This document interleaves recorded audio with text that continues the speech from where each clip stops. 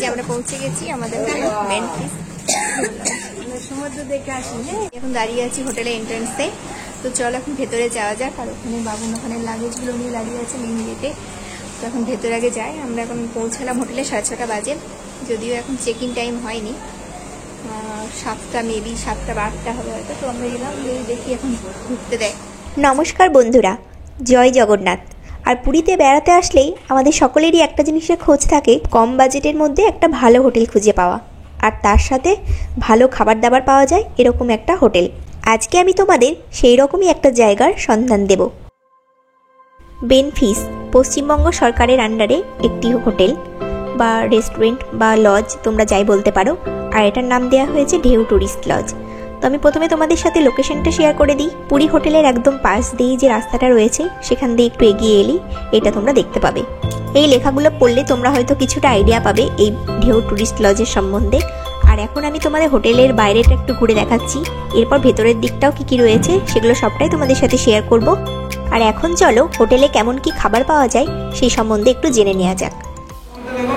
মোটামুটি ভালো, খারাপ এবার খেয়ে রুটি পাওয়া যায়। রুটিটা খেলে অ্যাকচুয়ালি কি হয়, 7:30 8টার ভিতরে একটু ভুলে দিয়ে আসতে হয়। আমরা 5 জন কি 6 জন আছি, আমাদের মোটামুটি ধরে না 2 থেকে 3টা করে এত পিস রুটি লাগবে, সবজি চিকেন যা নিতে হবে। ভুলে দিলে কি ওই রুটিটা অ্যাভেলেবেল রাখে না ওরা, আগে থেকে বলে দিলে ওই রুটিটা অ্যারেঞ্জমেন্ট করে রেখে। এইখানে ওই যে সামনে পারিজাত একটা রেস্টুরেন্ট আছে, ওখানে সব কিছু যা চাইবে। এটা হলো হোটেলের একদম বাইরের দিকটা, মানে ঢেউ টুরিস্ট লজের একদম উল্টো দিকে। আর এখানে একটা হ্যান্ডলুম দোকানও রয়েছে। আর ঠিক তার অপোজিটে, মানে আমাদের ঢেউ টুরিস্ট লজের নিচেই রয়েছে ভজহরি মান্না, মানে কলকাতায় যে ভজহরি মান্না রয়েছে তারই একটা শাখা রয়েছে এই পুরীতে। তো এটা একটা মানে ফুড কাউন্টার বা রেস্টুরেন্ট যাই বলতে পারো। আর তো চলো এখন আমি তোমাদের সাথে এই ভজহরি মান্না রেস্টুরেন্টটা একটু শেয়ার করে দিই।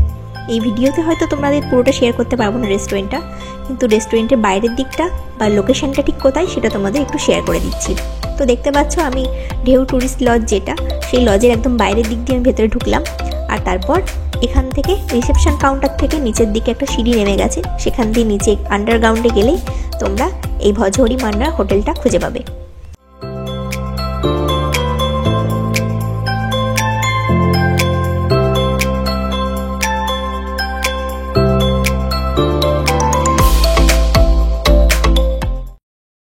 এখন আমরা চলে এসেছি ফার্স্ট ফ্লোরে।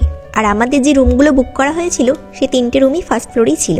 তো ফার্স্টে আমাদের রুমটা তোমাদের সাথে শেয়ার করে দিই। আর এই রুমের স্পেশালিটি হচ্ছে এই রুমের সাথে রয়েছে একটা ব্যালকনি, আর প্রত্যেকটা রুমই ছিল উইথ এসি। তো এই রুমের ভাড়া কত ছিল সেগুলো তোমাদের সাথে এই ভিডিওতে আমি শেয়ার করে দেবো। তার আগে আমি রুম ট্যুরটা তোমাদের সাথে শেয়ার করে দিই।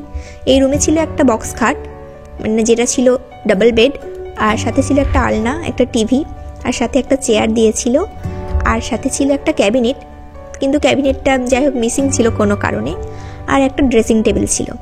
তো এগুলো রুম ট্যুর শেয়ার করে দিলাম। তারপর তোমাদের সাথে চলো এখন বাথরুমটা শেয়ার করে দিই। আর আমার কোথাও বেড়াতে গেলে হোটেলের বিশেষ করে বাথরুমটা একটু নিট অ্যান্ড ক্লিন হলে ভালো লাগে।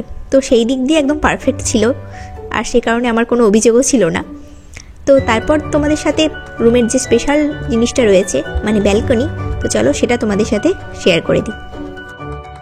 এই রুমের সেই স্পেশাল জায়গা মানে হচ্ছে ব্যালকনি, একটা বড় সাইজের ব্যালকনি যেখানে তোমরা জামা কাপড় ভালোভাবে শুকাতে পারবে, এটাও একটা গুরুত্বপূর্ণ জিনিস।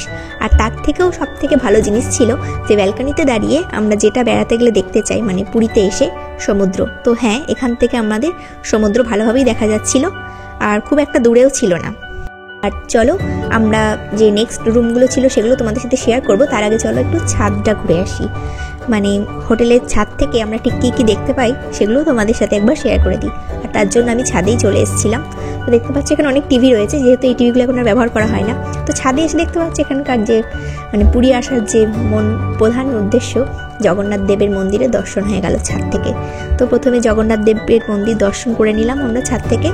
তারপর আমরা ছাদটা একটু ঘুরে, তারপর আমার ছেলে একটু ছাদে এসেছিলো রোদ নিয়ে, তারপর আমরা আবার নিচে চলে এলাম। আমাদের আর যে দুটো রুম বুক করা হয়েছিল সেই রুমগুলোরই একটা রুম তোমাদের সাথে শেয়ার করে দিচ্ছি।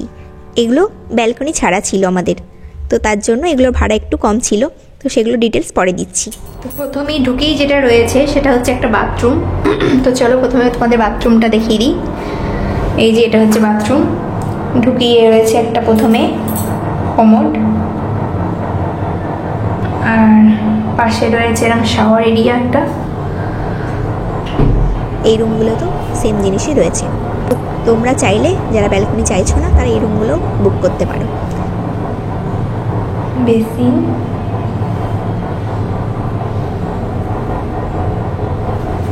এই হলো বাথরুম, বন্ধ করে দিই।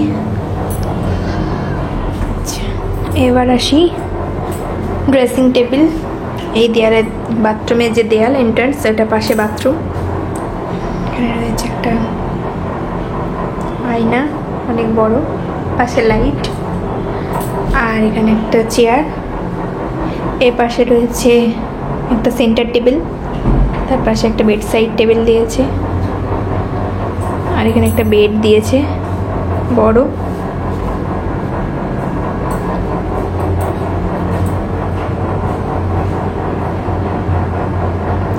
সাথে দিয়েছে একটা আলনা, আর এখানে আরেকটা চেয়ার, এই একটা ক্যাবিনেট,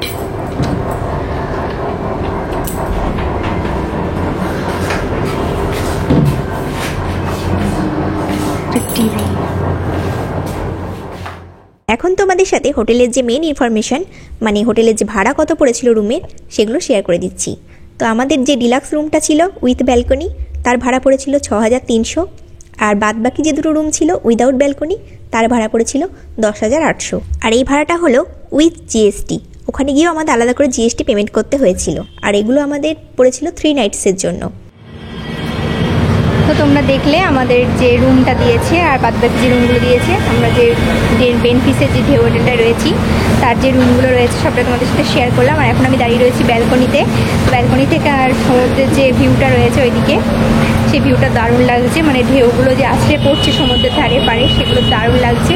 এখান থেকে এনজয় করছি। এখনও পর্যন্ত মানে সমুদ্রে গিয়ে উঠতে পারিনি, এতটাই রোদ। আর আমরা সব মানে বাচ্চা নিয়ে এসেছি, তো যেহেতু আমার ছেলে এখন ছোটো, তো ছেলের জন্যই মানে সব কিছু করতেই সময় চলে যাচ্ছে। তো দেখি কখন সময় পাই। আজকে আবার ভেবেছি বিকালবেলার দিকে মন্দিরে যাব। তো বিকালবেলা মন্দির থেকে এসে আবার হয়তো যেতে পারি। আর এই ব্যালকনিতে একটা সুবিধা রয়েছে, কারণ জামা কাপড় মেললে বেশ ভালো শুকানো যাচ্ছে, রোদ আছে তো এখানটাতে। তো চলো এখনকার মতন এই পর্যন্তই। আবার আমরা একটু ফ্রেশ হয়ে একটু রেস্ট নেবো, তারপর দুপুরবেলা আবার কোথায় কি খাচ্ছি না খাচ্ছি সবটাই তোমাদের সাথে শেয়ার করবো। তো চলো দেখতে থাকো আজকে ব্লগটা।